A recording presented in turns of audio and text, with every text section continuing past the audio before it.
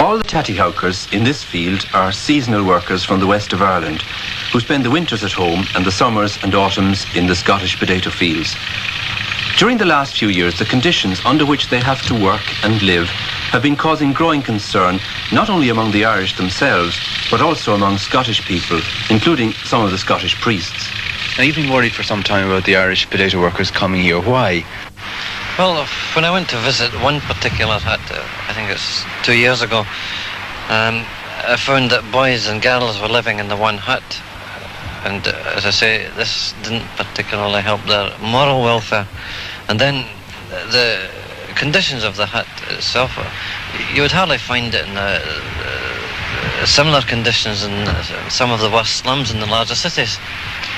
Now, obviously, these young people, had they known before they came to the country that they were expected to live under these type of conditions, they may have been deterred from coming.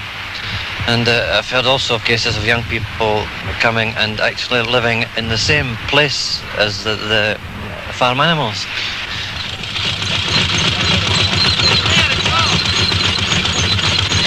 In one corner of the field, the potatoes are cleaned and sorted and packed into sacks for the market. The Irish tattyhowkers traditionally work in groups of 20 to 30 people, which are called squads. The whole squad comes over in a body in May and travels about from farm to farm for the next 6 months, spending 2 or 3 weeks at each farm. Workers are not directly employed either by the farmer or the potato merchant, but by contractors who are known as gaffers and who visit Ireland each spring to collect the squads for the summer's work. The gaffer is paid a lump sum by the potato merchant, and whatever is left over after paying the workers goes into his own pocket. The workers may never meet the farmer who owns the field or the merchant who buys the crop.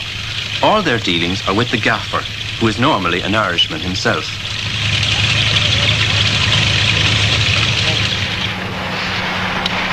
Mr. Padden, you have the job of collecting the group that are here picking. How do you go about gathering them together? Oh, well, I'll go way back to Ireland on the 20th of May. So, travel about then to Ballina and anywhere I hear there's workers. Take them over here and they want me to Ayrshire. Well, do you offer them a definite price? Oh, yes. Is there any bargaining about the price? Yes, you'll have to give them a certain price. You'll have to pay that whether you're working or not then. In fact, the money isn't all that great. £13 for the men and £11 for the women. Well, it's no bad, like, it's, men only getting £1.7 here and women £1.5 some years back. Now, that's a long time ago now. That'll be slave rate almost. That'll be about 30 years ago anyways when I took this job on first. That's the wages was going that time. Now, the system is that the man who buys the potatoes pays you, does he? And you have the job then of making the arrangement and the agreement with the workers. Yes, that's right, Father. So